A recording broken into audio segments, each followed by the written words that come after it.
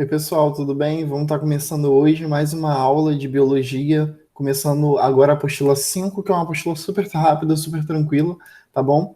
A gente vai falar hoje sobre um assunto mega importante. Deixa eu só apresentar aqui minha tela para vocês, que aí fica mais fácil, tá bom? Então vamos lá. Hoje a gente vai falar de um assunto muito importante, que é a imunologia. Esse assunto cai muito no vestibular, o Enem gosta, a UERJ gosta, então é importante vocês saberem.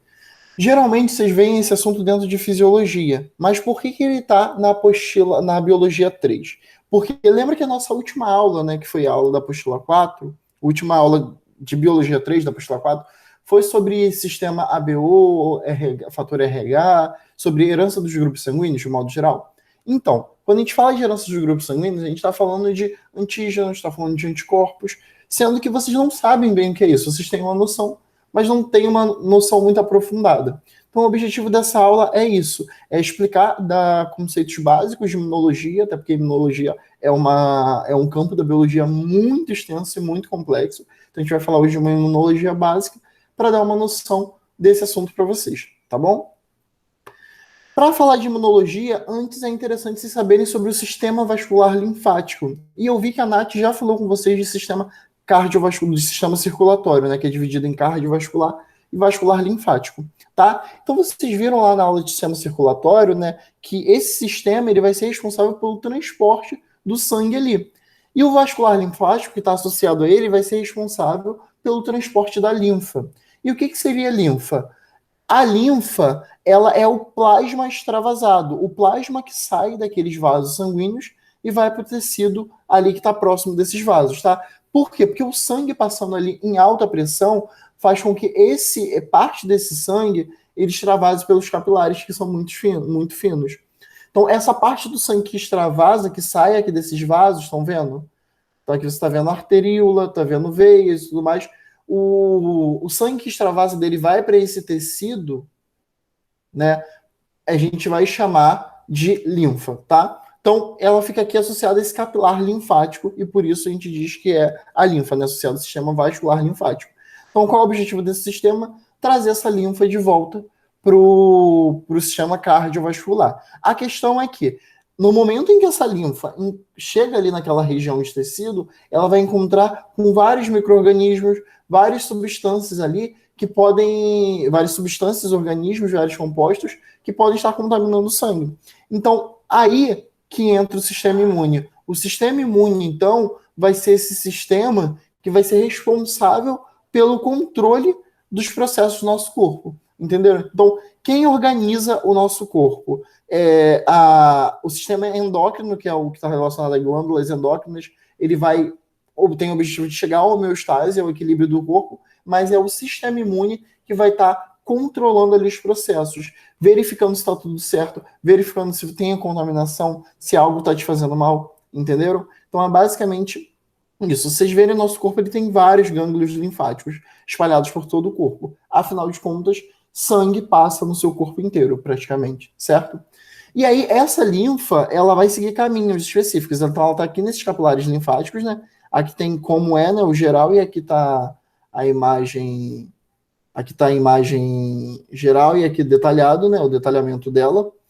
Esses capilares linfáticos, esse sangue, essa linfa sai desse capilar linfático, vai para os vasos linfáticos, tá bem?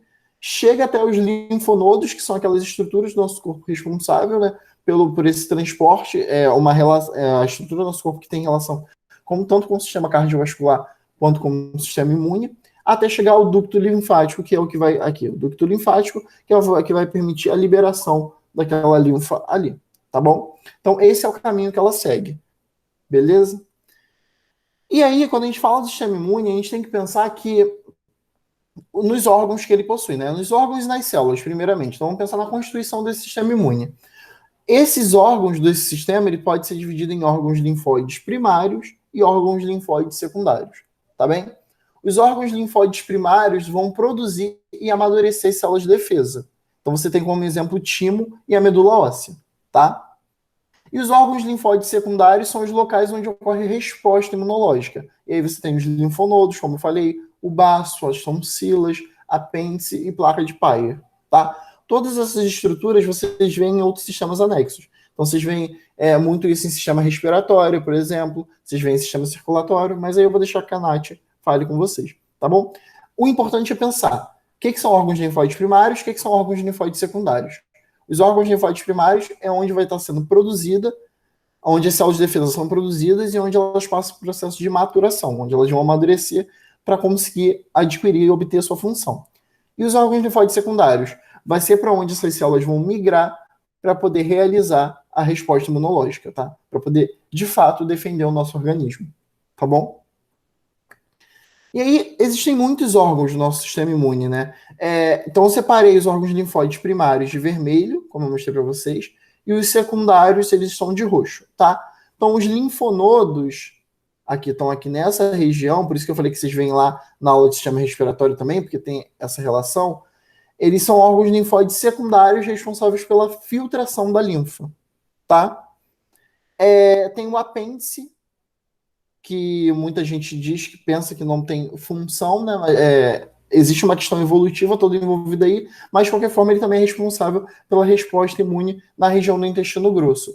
Vocês viram na aula de sistema digestório, provavelmente, que nessa região do intestino grosso tem muitas bactérias, certo? E essas bactérias, elas são importantes para muitos processos do nosso corpo, porque essas bactérias, elas vão formar o que a gente chama de flora intestinal. Só que se essa bactéria, ela migra de uma região que ela está para uma região onde ela não deveria estar, ela pode causar sérios problemas para o organismo. Por isso é necessário ter uma estrutura do sistema imune ali para regular isso também, tá? A medula óssea é um órgão linfóide primário. Ela vai produzir as células de defesa, tá? Então ela produz linfócito B e linfócito T, que eu vou falar com vocês depois. O linfócito B amadurece lá na medula óssea. Então vamos pensar, a medula óssea ela produz tanto o linfócito B quanto o linfócito T. O linfócito B, após ser produzido, ele se mantém lá na medula óssea e vai amadurecer lá mesmo. E o linfócito T? O linfócito T não amadurece na medula óssea. Ele é produzido nessa medula óssea e migra para o timo. Lá no timo, estão vendo? Associado aqui à nossa tireoide e tudo mais. Lá no timo vai ocorrer o quê? A maturação desse linfócito T, tá? Então, na medula óssea, o linfócito T é produzido, mas ele amadurece no timo. Diferente do linfócito B, que é produzido e amadurece também lá na medula óssea, tá bem? Outro órgão linfóide que agora é secundário, né, no caso, são as tonsilas e as adenoides, né? Também associadas ao trato respiratório. Elas vão ter uma resposta imune ali nas cavidades oral e nasal. Por que é importante essa resposta imune na cavidade oral e nasal? Pensem bem, a quantidade de vírus que pode entrar por meio do nosso trato, da nossa cavidade oral e nasal, certa quantidade de bactérias que pode ter presente ali. Então, essa resposta imune ela é importante para isso, né? Para proteger toda essa sua estrutura, tá bom? Irregular, né? Proteger irregular. O baço, ele vai ter função de filtração de sangue, então vai estar atuando muito ali naquele processo da linfa, né? Que vai ser filtrada, basicamente. E tem as placas de Peyer aqui associadas ao intestino, que elas vão ter função de resposta imune no intestino delgado. Então, o apêndice é no intestino grosso e as placas de Peyer no intestino delgado, tá bem?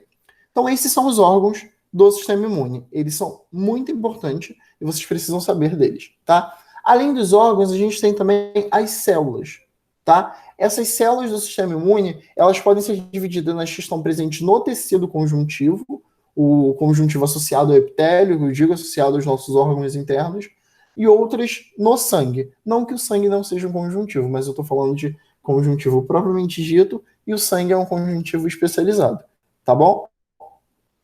As primeiras, que estão entre as mais importantes, são mais importantes que eu digo para o vestibular, né? São os macrófagos e as células dendríticas. Qual a função dessas células? Primeiramente, macrófagos e células dendríticas são células do sistema mononuclear. Elas são APC. São células apresentadoras de antígenos. Tá?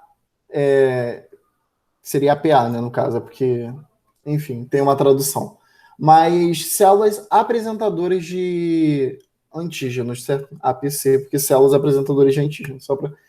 Essas células, elas vão ter como característica Fagocitose, principalmente, aí lembrem lá do começo do ano. Gente, se vocês querem entender imunologia, vocês precisam entender fagocitose, tá? Isso é certo. Então, vocês precisam lembrar lá do começo do ano e lembrar da aula de fagocitose, tá bom? Lembrar da aula de endocitose e pensar que a fagocitose é um tipo de endocitose. Os macrófagos e as células dendríticas, eles fazem justamente isso. Eles realizam esse processo de fagocitose. São células fagocíticas do sistema mononuclear fagocitário, tá? Então, elas têm esse corpo com prolongamentos, né, que formam os que a gente chama de pseudópodes, e vão fazer o quê? Elas vão fagocitar compostos, fagocitar células ali, para poder digerir, certo? Para poder quebrar em compostos menores.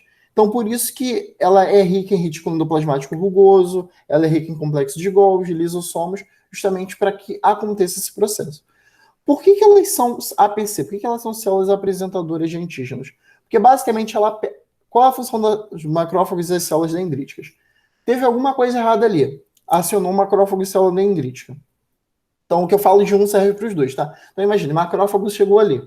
Ele chegou ali, ele vai identificar, tem realmente alguma coisa de errado. Olha, teve uma infecção. Essa célula está infectada. O que ele faz? Fagocita a célula, leva lá para o lisossomo e digere. Se ele não consegue digerir totalmente, né, se o antígeno ainda fica ali, ele vai digerir em porções menores e vai expor na sua membrana plasmática. Entenderam? Então, por isso que ela é apresentadora de antígenos. Porque ela pode pegar e digerir, fagocitar e digerir, quebrar toda a célula, né, com o antígeno ali dentro, certo? Ou ele pode pegar, fragmentar essa célula, né, esses antígenos ali em compostos menores, e apresentar isso na sua membrana. Para que ele apresenta na sua membrana? Para uma outra célula, que é o linfócito, conseguir vir e destruir aquele antígeno. Então deu para entender? O macrófago ele vai realizar esse primeiro processo de fagocitose ali e de digerir isso em moléculas menores, em compostos menores. E aí sim ele consegue apresentar na sua membrana. Por isso ele é uma apresentadora de antígeno. Ele basicamente pega e fala aqui, linfócito, já facilitei o processo para você, agora é só você vir e destruir esse antígeno, tá bom? Além das células, os macrófagos e as células dendríticas estão presentes no tecido conjuntivo, e além deles a gente tem os mastócitos também, que estão presentes no tecido conjuntivo. Os mastócitos são as maiores células ali, tá? Maiores no sentido, são células muito grandes, maiores células do tecido conjuntivo, e ela tem um corpo repleto de grânulos, como vocês verem, tá? Ela também é rica em retículo endoplasmático e complexo de Golgi. Qual é a função dela? Ela tem uma função em resposta a reações alérgicas, como eu já falei isso com vocês na aula de tecido conjuntivo. Esses grânulos ali, eles em contato com alguns compostos, eles permitem liberação de histamina, né? Que é um indicador para respostas alérgicas, como vocês já viram. Estão vendo? São grânulos de histamina que, quando entram em contato com aquele composto, né, com aquele antígeno, com aquela substância que vai liberar alguma reação ali, ele libera esses grânulos de histamina e permite essa reação alérgica, tá bom? E além dessas células que estão presentes no tecido conjuntivo, a gente tem células presentes no sangue também, tá? Então, delas nós temos os neutrófilos. Os neutrófilos, elas são células do sistema polinuclear fagocitário. Então, macrófagos é sistema mononuclear fagocitário. Neutrófilo é sistema polinuclear fagocitário. Então, são células com vários núcleos, como talvez vocês consigam ver aqui, marcado, né, com um corante específico. E esses neutrófilos, eles representam grande quantidade das células, tá? De 60% a 70% ali dessas células. Ele também vai ter um corpo celular com diversos grânulos, tá? E esse núcleo multilobado, que tem essa estrutura um pouco diferente ali. Então, esses neutrófilos eles vão ter resposta contra vírus quando você pensa em resposta imunológica. Lembra que eu falei com vocês dos macrófagos que eles chegam ali e realizam o primeiro processo? Isso eu estou falando a nível de tecido conjuntivo. Agora você pensa na primeira resposta ali que ocorre a nível do o organismo invasor entrou no seu corpo, né? Te invadiu, certo? Primeira célula que vai chegar ali são os neutrófilos, porque elas são essas células responsáveis por essa imunidade inata, tá bom? Então ele tem uma resposta muito aguda contra vírus, bactérias, fungos e até uns protozoários também. Ok? Outra célula ali presente no sangue são os eosinófilos. Esses eosinófilos, eles representam uma parte menor dessas células, né, cerca de 4%. Ele também vai ter esse corpo celular com grânulos, o núcleo bilobado e não multilobado, como o dos neutrófilos, tá vendo? Essa estrutura deles é importante, que eu já vi cair em prova. A diferença desse núcleo de neutrófilo para o eosinófilo, tá? Botei até do lado para vocês compararem. E os eosinófilos, esses grânulos que eles possuem, vão ter uma função específica, principalmente atuando em respostas contra vermes, contra eumintos. Então, a principal célula a atuar em resposta contra infecção por qualquer euminto, por qualquer verme, vai ser esse eosinófilo, tá? Mas esses grânulos também podem conter histamina e podem também participar desse processo contra resposta alérgica. Aqui eu mostrei uma imagem para vocês de um verme invadindo, né, e sendo atacado por esses grânulos de histamina, né, como uma resposta a isso. Foi lá. Mais outras células que tem ali presente no nosso sangue, nós temos os basófilos. Os basófilos representam uma pequena quantidade de células também, tá? Ele tem um corpo celular com muitos grânulos, todas essas células vão ter, né, por conta da resposta imunológica. E ele vai ter um núcleo em forma de S, tá? Não sei se esse é um pouco mais difícil de ver, talvez vocês conseguem ver um S meio deformado aqui. Esse basófilo, basicamente, ele vai estar ajudando, né, as outras células que eu comentei com vocês nessa resposta contra alergias, tá bom? Como mastócito, eosinófilo e tudo mais. E nós temos os monócitos também, que os monócitos, eles são células que ainda não amadureceram, que estão lá no sangue, certo? Eles não vão ter um corpo celular com grânulo, né? O corpo celular dele é sem grânulo, tem o núcleo reniforme, e qual a função dele? A função dele é amadurecer e se transformar em uma outra célula, que é o macrófago. Então, de onde vêm os macrófagos? Os macrófagos, eles vêm do processo de diferenciação dos monócitos, tá? Então, os monócitos, eles estão ali no sangue, ok? Quando vai ocorrer a resposta imunológica, ele vai se diferenciar em macrófago que migra para o tecido conjuntivo e realiza essa resposta ali, tá bom? Outra célula mega importante, né, que aí essa vocês têm que saber muito, são os linfócitos. Os linfócitos, eles têm um corpo celular sem grânulo, ele tem esse núcleo bem redondo, e ele tem uma resposta, a principal função dele é atuar em uma resposta crônica contra micro-organismos. Então, os linfócitos, eles vão ter essa função em atuar, em agir em resposta a qualquer micro-organismo que a gente invada ali. Então, vamos falar um pouco melhor dele. Nós temos três principais tipos de linfócitos. Nós temos o linfócito NK, que seria Natural Killer, tá? O que é esse linfócito NK? Basicamente, no momento em que há a resposta imunológica, quando esse linfócito NK ele é ativado, ele vai lá para tentar eliminar qualquer célula, qualquer micro-organismo que esteja ali, e de forma matando mesmo. Então, a NK é Natural Killer porque ele é um matador natural, né? Um assassino natural. Tá bom? Qual é o problema dele? É que ele tem uma resposta inespecífica. Você não pode ativar a NK a rodo, entendeu? Porque se você ativa a NK a rodo, ele pode ir matando várias células ali sem controle, entenderam? Então o NK ele precisa ter um controle no seu processo de ativação, porque ele vai matar a célula que estiver ali, ele não vai ver, essa célula está infectada, essa não está. Então vou matar só essa que está infectada e vou deixar essa para lá. Não, ele não tem essa resposta específica, ele é inespecífico. Como que ele vai agir? O mecanismo dele envolve a ação de duas proteínas, chamadas de granzimas e perforinas. Então, esse linfócito NK, ele chega ali próximo à célula, ele libera essa enzima, né, ativa essa enzima chamada perforina, que vai gerar um poro na célula. Então, essa enzima, ela perfura mesmo a célula, a membrana plasmática ali, e aí essa granzima, ela entra. Quando ela entra, ela causa uma diferença de pressão, uma diferença de pressão osmótica ali, entre aspas, digamos, e isso faz com que a célula morra com o micro-organismo dentro e tudo. Então, se a célula estiver infectada com uma bactéria, ótimo, que essa bactéria vai morrer junto com a célula, entendeu? Agora, se ela não tiver, nada de ótimo, porque a célula morreu em vão. Então, essa é a questão dele. Além desse linfócito NK, nós temos também o linfócito B. O linfócito B, ele tem ação na produção de anticorpos e de memória imunológica. Vou falar melhor do linfócito B daqui a pouco, mas só para vocês entenderem, esse linfócito B, ele vai ser ativado. Quando ele está ativado, ele vai se diferenciar em plasmócitos ou em células de memória, tá? Esses plasmócitos, eles vão estar produzindo anticorpos, ok? Essas células de memória, elas vão estar produzindo uma memória imunológica. Vou falar melhor um pouco dos dois daqui a pouco. Nós temos também os linfócitos T. Os linfócitos T podem ser divididos em TCD4, TCD8 e T regulatório, que seria o Treg, tá? Esse TCD4, ele é um linfócito auxiliar.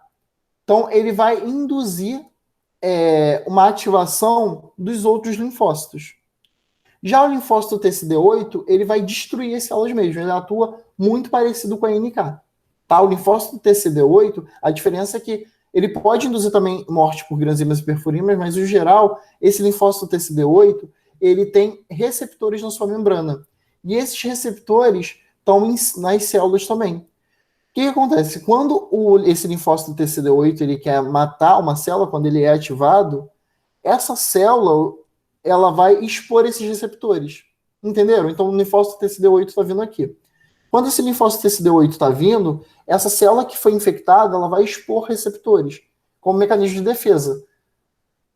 Quando ela expõe isso, o linfócito TCD8 reconhece, se liga e mata aquilo ali. O que isso te faz lembrar? Não faz lembrar um pouco dos macrófagos? Células apresentadoras de antígeno? O que os macrófagos fazem? Eles digerem ali em porções menores, como eu falei, macrófagos e células dendríticas, e apresentam na sua membrana. Quando eles apresentam na sua membrana, isso é um sinal para o linfócito TCD8. Ele chega a vir ali e fala, tá me apresentando? Então é para eu poder matar. Ele chega ali e se liga. Entenderam como que se liga, como que faz sentido quando você liga um ao outro? Certo? Mas e o TCD4? Não ficou muito claro ainda. O TCD4 é aquela célula que é o ponto-chave. Ela não mata ninguém, mas os outros só matam se ela deixar, basicamente. Por quê? O TCD4, quando há uma infecção, o TCD4 ele vai ser ativado, certo? E quando ele é ativado, o que ele vai fazer? Ele pode induzir diferenciação de linfócito B. Então é graças ao TCD4 que o linfócito B se diferencia em plasmócito, em células de memória. E também o TCD4 ele induz essa ativação do linfócito TCD8, porque o TCD8 ele reconhece esses antígenos, como eu falei com vocês, mas ele não está o tempo todo ativado. Ele precisa estar ativo para reconhecer esses antígenos que o macrófago liberou ali. E quem ativa esse TCD8? É o TCD4. Entenderam? E além disso, ainda pode ativar Natural Killer. Então, é o TCD4 que ele é o ponto-chave ali. Ele que vai estar ativando os carinhas ali, tá? Entendeu? É importante? E HIV é tão perigoso. Por que a gente diz que o HIV é um dos vírus mais perigosos que tem? Porque o HIV infecta justamente o TCD4. Então, imagine, um vírus que infecta o TCD4. O que vai acontecer? O linfócito B não vai se diferenciar, então não vai ter nem anticorpos, nem célula de memória. O linfócito TCD8 não vai ser ativo, então não vai ter destruição da célula. E o linfócito NK também não vai ser ativo, então não vai ter destruição. Então, no final das contas, o HIV é um vírus que consegue enganar todo o sistema imune infectando uma célula só. Entenderam? E por fim, quando toda a resposta imune já foi feita, quando as células já foram destruídas, tem um outro linfócito que vai ser ativado, que é o linfócito Treg, que é o T regulatório. Esse linfócito Treg, ele basicamente passa por ali e vê, acabou a festa, tá tudo certo? Então agora todo mundo pode descansar.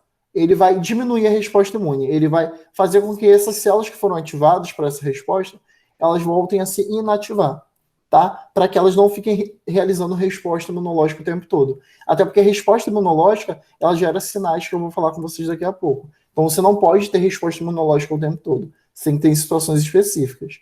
Então esse Treg é importante por isso. Ele chega ali e diminui essa resposta no momento em que não precisa mais dela, tá? Então, falei muita coisa, né? Mas muita coisa importante. E essa imunidade toda que eu falei com vocês até agora, que é a imunidade, resposta imunológica, quando eu falo de imunidade, estou falando de resposta imunológica. Ela pode ser de duas formas ainda. Ela pode ser celular e humoral. Quando eu estou falando de isso cai muito no vestibular, gente. A UERJ então gosta muito disso, tá? Ano retrasado mesmo caiu. Quando a gente fala de imunidade celular, a gente está falando mediada por célula. Então, o que seria aqui? Por exemplo, linfócito TCD8. Não falei que linfócito TCD8 ele pega e ele reconhece os receptores ali da célula? Então, quando você pensa em linfócito, aqui, linfócito citotóxico, né? Seria o TCD8, por exemplo. Ele liga ali a célula, e destrói, tá? Então, quando você vê uma resposta relacionada ao linfócito TCD8, ao T citotóxico, ou ao T-killer, né, que é o linfócito matador também, T-matador, você está falando desse sentido, tá? De uma resposta celular, uma imunidade celular. Mas também existe a imunidade humoral, que não vai ser resposta célula a célula, mas a célula de defesa, ela libera anticorpos que vão se ligar ao antígeno. E aí seria um exemplo do linfócito B. Esse linfócito B, ele faz o quê? Se diferencia em plasmócitos, esses plasmócitos liberam os anticorpos ali para se ligarem aos antígenos, tá? Então, fez sentido isso? Então, essa é a diferença. A imunidade celular envolve célula a célula. O humoral envolve a interação de anticorpos com a célula, tá? E aí a gente tem diferentes tipos de anticorpos. Não vou aprofundar nisso, porque na graduação é uma aula de 3 horas só de anticorpos, obviamente. Mas vocês precisam pelo menos saber qual é a função de cada um deles. Então a gente tem imunoglobulinas. Vocês já devem ter ouvido falar em imunoglobulinas. O que são imunoglobulinas? São basicamente esses anticorpos. Eu falei na aula de grupos sanguíneos muito sobre anticorpo tal, antígeno tal, anti-aglutinogênios, aglutininas.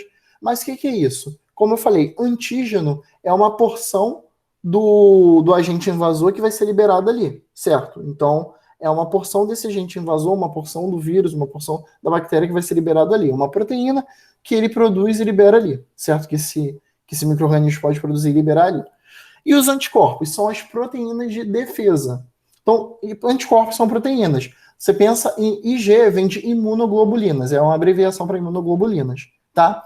E a gente tem diferentes tipos de imunoglobulinas. Tem imunoglobulina do tipo G, do tipo E, do tipo D, M e do tipo A.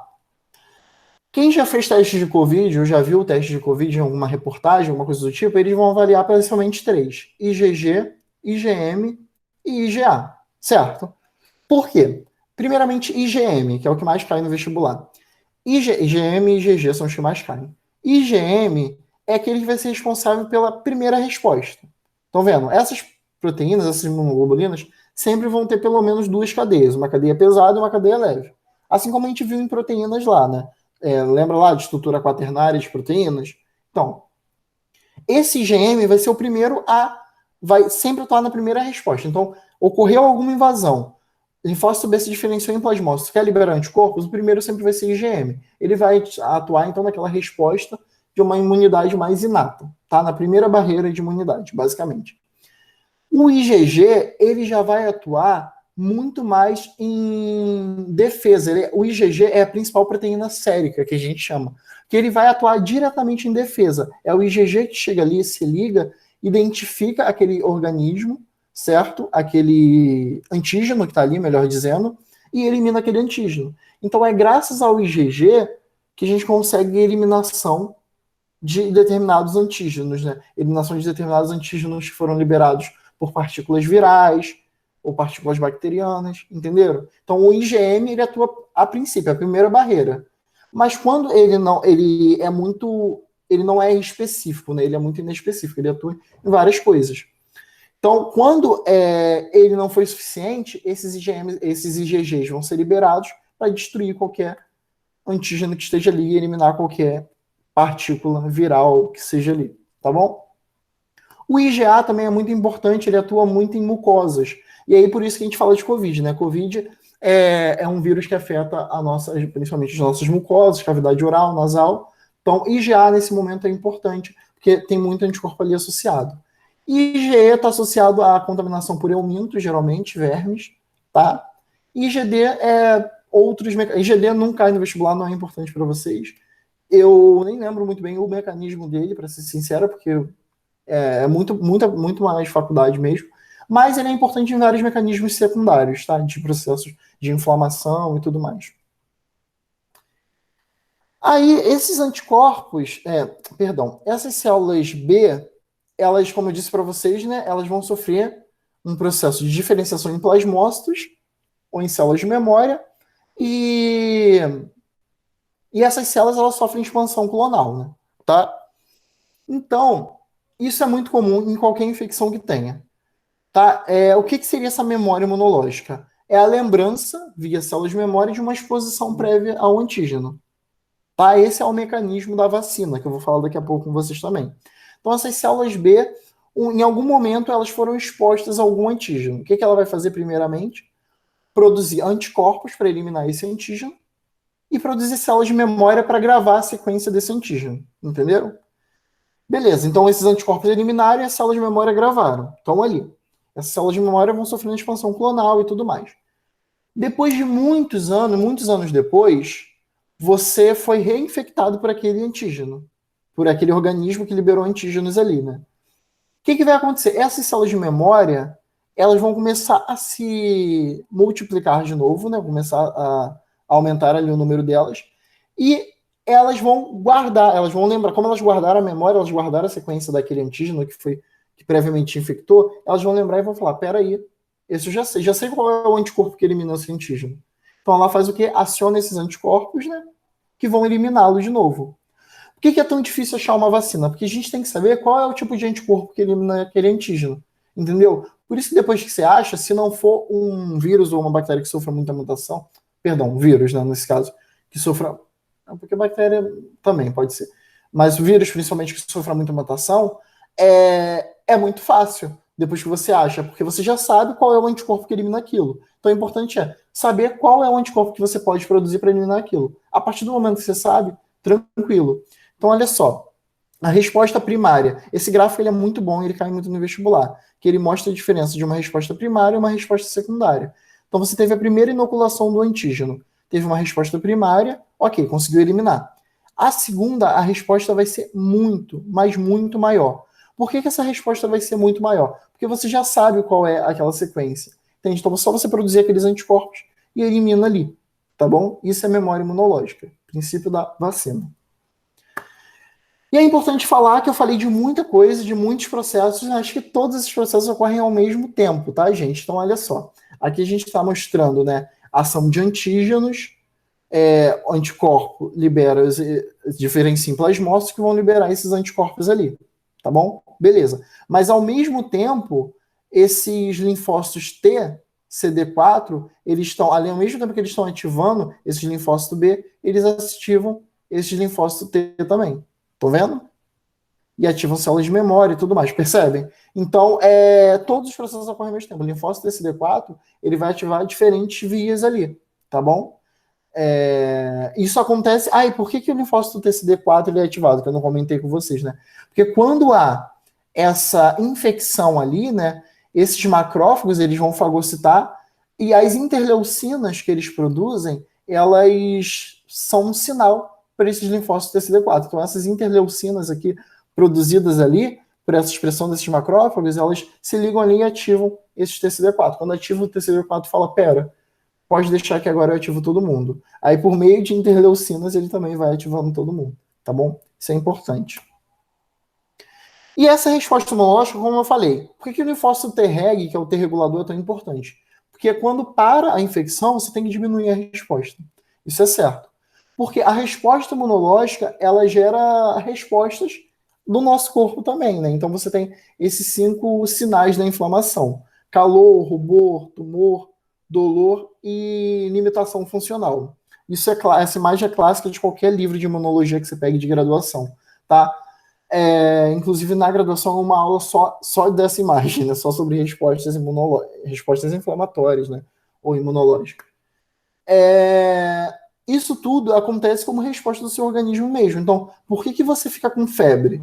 A febre é uma resposta do seu organismo para você. Tipo, falando, olha só, tem alguma coisa errada aqui. Alguém te infectou. Tem alguém aqui dentro do seu organismo que não deveria estar aqui. Entendeu? Por que a gente começa... Eu mesmo, eu tenho muito disso, né? Por que a gente começa a ficar com dedos muito inchados, muito inflamados, unha... Enfim... parece que sempre nossa unha está inflamada, né? Parece que sempre a gente sente dor de cabeça e tudo mais por conta disso. Tudo isso é a resposta do nosso organismo, mostrando pra gente que tem alguma coisa errada ali. Então, o pus que é liberado. O pus é resultado dessa inflamação, né? É uma coisa boa, na verdade, que é mostrando que seu organismo ali está cheio dessas interleucinas, né, imunoglobulinas, mostrando que o seu organismo ele está trabalhando, né? Está eliminando qualquer antígeno que tem ali. Aí, gente, eu botei até essa imagem, mas como eu já falei tanto disso, eu nem vou aprofundar mais tanto. Que eu ia falar com vocês do mecanismo de apoptose, que eu já expliquei para vocês, que é uma morte celular programada, né? Quando o seu organismo ele se programa para morrer, um suicídio celular, basicamente, que isso ocorre via linfócito TCD8. Então, olha só, o linfócito TCD8 tem esses receptores faz, os ligantes faz, desculpa, e a célula que vai ser morta tem esses receptores, estão vendo? Então, é quando essa célula expõe esses receptores por conta, porque ela sabe que precisa morrer. Geralmente ocorreu uma infecção ali viral, aí ela se programa para morrer. Aí ela expõe esses receptores. Quando o linfócito T se liga, ele ativa todo o mecanismo interno, aqui, estão vendo? O mecanismo interno das células. Esse domínio DISC é um domínio de morte, um domínio efetor de morte, para poder ativar essas proteínas chamadas de caspases. Essas caspases são proteínas que destroem a sua célula. Degrada o núcleo, degrada a organela, ativa quebra de DNA, até você conseguir ficar completamente quebrado. Então, essa célula aqui, ela virou uma célula, um fragmento celular, basicamente, né? Um corpo que a gente chama de corpúsculos apoptóticos, tá? Então, esse é um exemplo de mecanismo. Além de tudo isso que eu falei com vocês, né, imunidade celular, humoral, que é muito importante, essa imunidade ainda pode ser dividida como imunidade inata e adquirida. Então, imunidade inata é quando você já nasce com você. Então, lá no corpo da sua mãe mesmo, lembra que eu falei com vocês até sobre eritroblastose e tudo mais? Porque há uma relação, né, das suas células com as células da sua mãe, né? Porque algumas passam ali a barreira hematoencefálica e tudo mais. Desculpa, gente, falei barreira hematoencefálica, né? Desculpa. Passa a barreira placentária ali, tô com. É porque eu tava dando aula de neuro antes, então eu tô com neuro na minha cabeça. Enfim, passam ali aquela barreira, aquela barreira de células, ela. Então você já nasce com certa imunidade. Mas que não é específico, você nasce ali com células de defesa para que você não saia do corpo da sua mãe e morra, né? Porque a gente está tão exposto a tantos micro-organismos aqui, a tantos patógenos, que se a gente vem completamente estéreo, a gente morre assim que sair da barriga da mãe. Então a gente já nasce com uma certa imunidade. E essa imunidade a gente chama de imunidade inata, tá? E à medida do tempo, né, à medida dos anos, a gente vai entrando em contato com diversos patógenos, diversos antígenos, que fazem o quê? Com que haja produção de células de memória, como eu falei com vocês, certo? E à medida que vai tendo essa produção de células de memória, você vai guardando memória de várias coisas. Então você vai adquirindo imunidade. Essa seria uma imunidade adquirida, tá? Então você vê linfócitos B, T e essas outras que você já nasce com, tá? Então você já nasce com macrófago, já nasce com célula dendrítica, com tudo isso, certo? Todas essas células. A diferença é que aí os linfócitos, principalmente, os linfócitos são associados à imunidade adaptativa e as outras células, que são as barreiras mais associadas às barreiras epiteliais e as outras células primárias, elas são associadas à imunidade inata. Então, a sua própria barreira epitelial já é uma imunidade, né? Porque ela forma uma barreira contra a entrada de alguns patógenos. Alguns não conseguem penetrar a sua pele, por exemplo. Que a barreira, a epiderme, ela tem junções oclusivas, né? Como eu falei com vocês. Então, alguns não conseguem entrar ali, tá? Mas o normal é que com o decorrer do tempo a gente adquira essa imunidade, muito mais imunidade, né? Principalmente por ação dos linfócitos. Aí por isso as pessoas falam, né? Meu filho, ele. Meu filho, que, sei lá, brincava na terra, mexia com lama, mexia nisso, naquilo, nunca ficou doente. Por quê? Porque de tanto ele se expor ali, ele acabou obtendo imunidade mesmo, né? Agora, sei lá, uma pessoa que sempre viveu, foi criada em apartamento, nunca pisou em uma lama, nem nada do tipo, imagine. Fica adulto, pega uma enchente daquela que dá em Caraí, né? Que você anda com água quase no joelho, se duvidar, morre de uma, sei lá, de uma doença, infecção generalizada, por conta disso também. E aí, quando a gente fala dessas imunidades, né, o processo de imunização ele é importante também. A gente tem, então, imunização ativa e imunização passiva, tá? Essa imunização ativa, ela está relacionada à à ação de vacinas, por exemplo. Já a imunização passiva está associada à ação de soros. Então, o que seria isso? A vacina, eu falei muito de vacina sem citar o nome vacina na aula. A vacina é quando você coloca uma porção de antígenos, como eu disse, antígeno é uma porção do patógeno que é liberado, então você não vai pegar um vírus e injetar no seu corpo, você vai pegar umas proteínas virais, por exemplo, injetar no seu corpo. Quando você faz isso, você induz que seu organismo ele reconheça aquilo, você induz a produção de anticorpos e de células de memória, entendeu? Então, quando isso acontece, aí futuramente, quando você for exposto, vai acontecer aquilo que eu falei com vocês. A resposta imunológica vai ser lá em cima, vai ser aquele gráfico altão. Por quê? Porque você já vai ter células de defesa para aquilo. Esse é o princípio da vacina. Então não faz sentido você ter gripe e querer tomar a vacina da gripe. Porque a vacina da gripe é o quê? É colocar antígenos do vírus influenza em você. Entendeu? Então você tem que tomar a vacina da gripe antes de ficar gripado, para evitar que fique gripado. Entenderam? O que é diferente do soro? O soro você tem que usar quando você está doente mesmo, quando você teve a infecção mesmo. Então, um exemplo, a cobra te picou. Existem diferentes venenos de cobra, certo?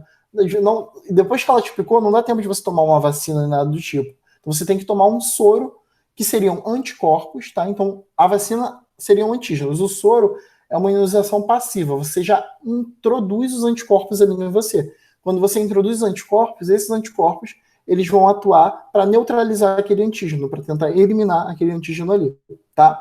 Então esse é o melhor exemplo que a gente dá, isso também cai muito no Enem. Isso é importante, né? A duração, a imunidade ativa, a imunização ativa. Tomar vacina é importante, né? Apesar dos movimentos anti-vacina, que são bizarros, a gente sabe que tomar vacina é muito importante, porque ela desencadeia uma imunidade duradoura. A menos que o organismo patógeno não sofra mutação, aquela imunidade pode durar para o resto da sua vida, se duvidar. Já o soro não, o soro é temporário. Os anticorpos eles vão atuar ali, vão eliminar um antígeno e depois acabou, entendeu? Só que depois que você pica, uma cobra te pica, sei lá, você introduz um veneno, um escorpião, qualquer coisa do tipo, o único jeito é tomar soro mesmo. E além disso, existem diferentes tipos de vacinas, tá? Isso é importante, principalmente agora em época. Eu desconfio que isso até vai cair na UERJ, porque agora em época de pandemia, coronavírus, muita gente está falando, está confundindo, né, os tipos de vacina. Tem muitas vacinas sendo testadas e vacinas com princípios diferentes, tá? Então a gente tem a vacina de um organismo atenuado, tá? Que seria um organismo vivo, mas não patogênico. Você introduz aquele organismo ali, certo? Uma porção daquele organismo que vai estimular diversos tipos de respostas imunológicas. Então, em diferentes doenças a gente usa esse do organismo atenuado. A gente tem a vacina do tipo do organismo inativo ou morto, que também é muito comum, né? Então você introduz esse organismo, que seria uma porção dele não, uma porção dele morta mesmo, mas só para ativar essa imunidade, só para que eles reconheçam aquelas porções gênicas dele mesmo, tá bom? Percebam que é diferente. No atenuado, você está usando alguém vivo. Nesse segundo, não, você está usando um organismo morto, tá bom? Então tem diferentes princípios.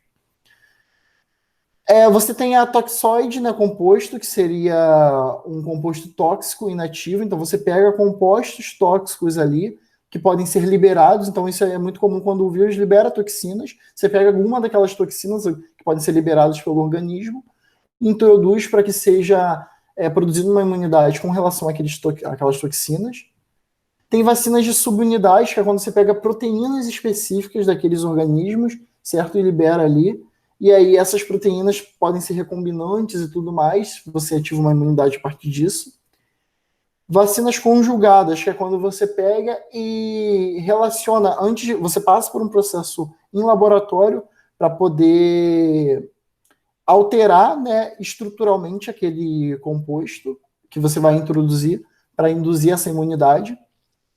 Vacinas de DNA, quando você pega fragmentos do DNA mesmo, tá? E coloca em testes e analisa para ver se vai dar certo, para ver se há uma resposta com relação a essas vacinas de DNA.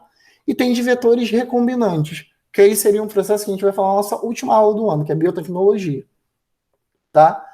Esse processo de biotecnologia, ele induz um pedaço, porque é difícil falar de DNA recombinante sem vocês terem uma noção. O que é o DNA recombinante? Você pega um fragmento do DNA de um organismo vivo, de uma bactéria, certo? Aí esse vírus, o Covid, você pega um fragmento do DNA dele e combina entre eles e introduz no organismo vivo. Quando você introduz, está em teste clínico, né, no caso. Quando você introduz, você consegue verificar qual é a resposta imunológica daquilo, tá? As principais que vocês precisam saber é essa primeira, essa segunda e essa última. As outras não são tão importantes, mas a primeira, que é do organismo atenuado, do organismo inativo ou morto e dessas vetores recombinantes, são as principais, tá? Por quê? Porque quando a gente fala de vacina do Covid, é isso que está acontecendo. Tem as vacinas que estão indo bem, né, seriam as vacinas britânicas, a da Rússia e a chinesa, né? Basicamente, a da Rússia estava tendo resultados e tudo mais, a britânica e a chinesa também. Elas são diferentes. A britânica e a Rússia, e a russa, elas parecem muito porque elas são de DNA recombinante, tá bom? Então elas seriam isso, você pegar, juntar material genético de espécies de organismos diferentes e introduzir lá para ver se há uma resposta, tá? Você já pega aquilo pronto. Da China seria esse organismo, né? Que você pega o organismo vivo, a que a gente sempre produziu, né? Você pega uma parte, uma proteína desse organismo e introduz ali, tá? Então você pega uma proteína viral, né, uma proteína do Covid e introduz no organismo para ver se vai ter resposta, tá bom? Então basicamente essas são as diferenças. Gente, por hoje é isso. A gente falou de bastante coisa, né? Fechamos essa parte de imunologia. Podem fazer todo o capítulo 18, que também tem questões de grupos sanguíneos. Está quase acabando. A gente tem mais algumas aulas. Agora eu vou ter só uma aula na semana com vocês, como vocês viram no novo cronograma. Mas até o meados de outubro a gente consegue fechar, tá bom? Deixa eu parar de gravar aqui. Muito obrigado pela participação. Espero que tenham entendido. Qualquer dúvida, fiquem à vontade para me procurar. Beijo grande.